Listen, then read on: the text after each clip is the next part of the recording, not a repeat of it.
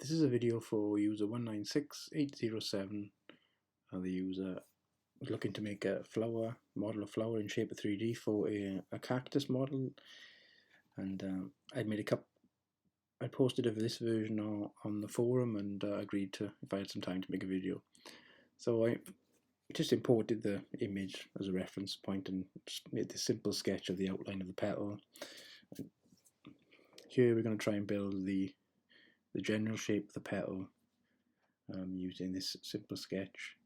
Firstly,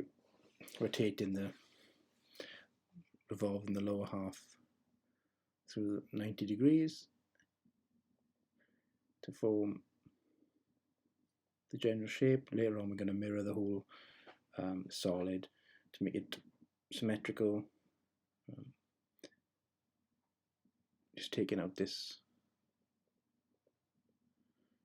extra piece we didn't need, and then if you notice on the image the petal turns up slightly. It's quite difficult to model organic shapes in a CAD program, probably better with more of a blenders type modeling software, but you can just use the revolve tool in another axis just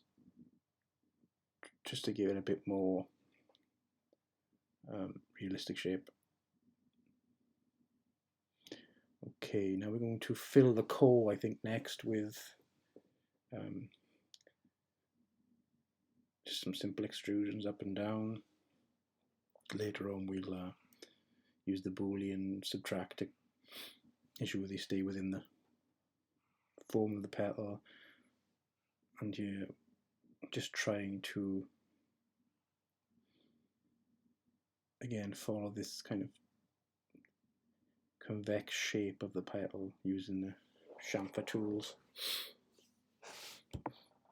Sorry, I'm talking over this video as I watch back. I recorded on the iPad, and it's not meant to be a professional video. It's just meant to help another user on the forum. I'll leave the comments open. If you want to make a comment, please do, but please keep it helpful. If you can do better, maybe post your own video showing a better methodology, or if you've got some general tips about my modeling, please share. But please be nice, because that's what we like. So here I'm just making that's just a general fill pattern. We're gonna subtract the petal from this so that it fits neatly inside. Just a little bit fussy here with matching the profiles or the extrusions. Petal comes back in, and then next we're going to try. I think we're going to subtract. Oh no! Here we're going to just adjust in the axis of the petal, just so the infill kind of stays nice and even throughout. And then just need to make sure it's all nice and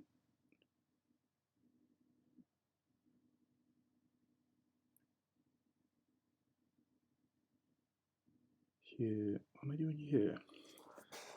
Oh, yes, I'm doing subtract, but I want to retain the removed body of the petal. I think I realised that I made a bit of a mistake here, so I'll go back and clean it up. So yeah, I just need this to be tight to the edge of the body there. But once I've done that, I can subtract that piece, and the same here. Use a little replace face here just to make sure that they match up, and then I'm subtracting the core petal from the core, but keep retaining the removed petal so that I don't lose it, and then I can just delete the excess. Okay, now we have a decent shape, somewhere near to what the petal looks like in the original image. Just going to rotate it slightly so that, let's mirror it, yes. I'm trying here to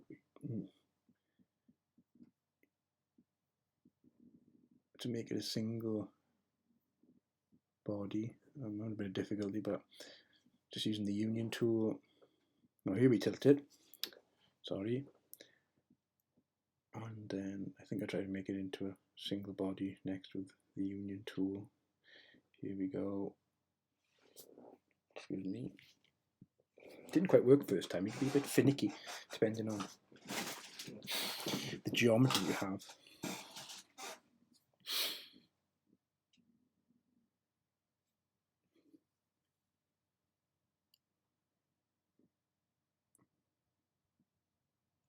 Try again. Select those four, union, yes, at last. Next, try in the outside of the petal.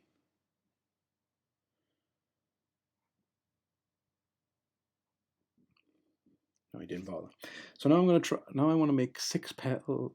Is this 6? 6 is a 36. Yeah, 6 petals. So I'm just using a little reference point on which to anchor the move rotate tool. Depending on the size and geometry of your petal, the distance you may vary. The first time, I think the first value that I used here is 1.5. And you see, as I rotate 60 degrees, then it's just a little bit too close.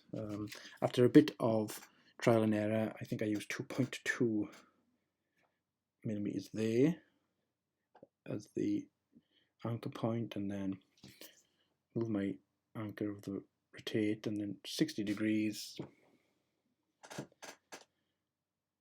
and you'll see that just about gives us a good fit after a little bit of messing around. Sorry, I thought I cut these bits out. 2.4.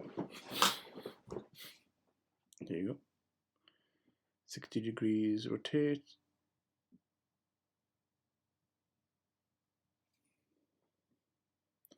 Have a little look from the bottom. Yeah, just a little bit of a gap. Perfect. Now you could. I know you can use the pattern tool for this, but I was rushing and just, or being lazy, and just used the copy tool.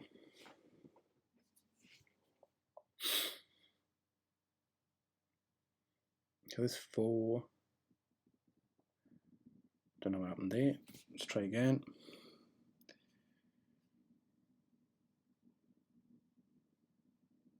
4, 5, 6. That's pretty much the difficult part done. You know, the little center of the flower is relatively easy. Just a circle, an extruded circle with a rounded edge.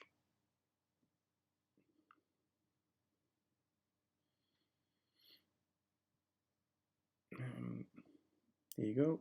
Just be careful you're selecting the face, because there's a little overlap from the petal sketch. But there, find that, extrude. Try again. Find that and extrude. Short distance,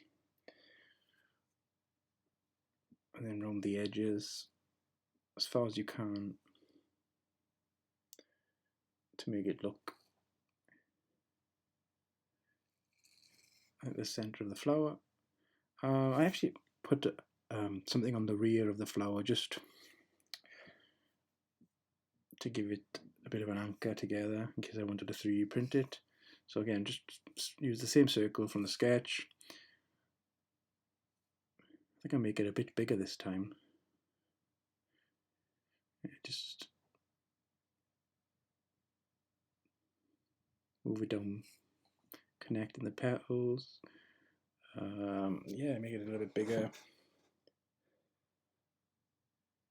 and a bit deeper. Round it off again, I think. Yep. You're not really going to see that from the top of the cactus. You can embed it into the cactus or whatever you want to do. I'm not sure what they call the center point of that flower, but I just moved it down, and yeah, we're pretty much done. So maybe we'll do a little bit of a mess around with the visuals.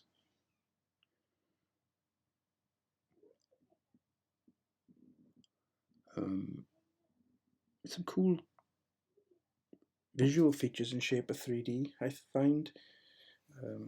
Just using the default material, I'm going for yellow or orange, I can't remember. Or yellow.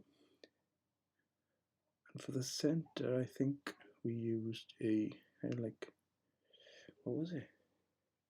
PVC dimpled texture, black, and I think we increased the scale here using, or increase the scale, or reduce the scale to give it more dimples, and then just created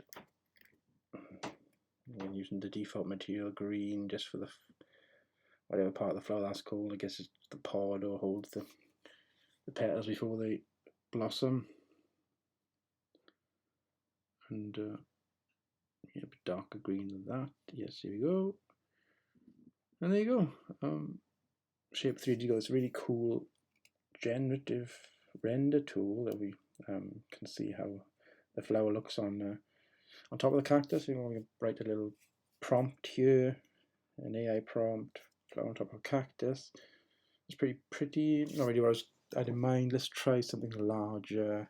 Cactus, please. Always be polite to the AI, and then they won't shoot you when they evolve and take over the human race. Yeah, so there you go. Any questions, please drop me a line. I think, you know, each time you do it from start to finish, you probably get slightly different geometry. There's 3 there, but you know, just generally the same principle. Use the initial simple sketch, rotate, fill, and yeah. So good luck. Hope that was helpful. Maybe see you on the next video. Thank you.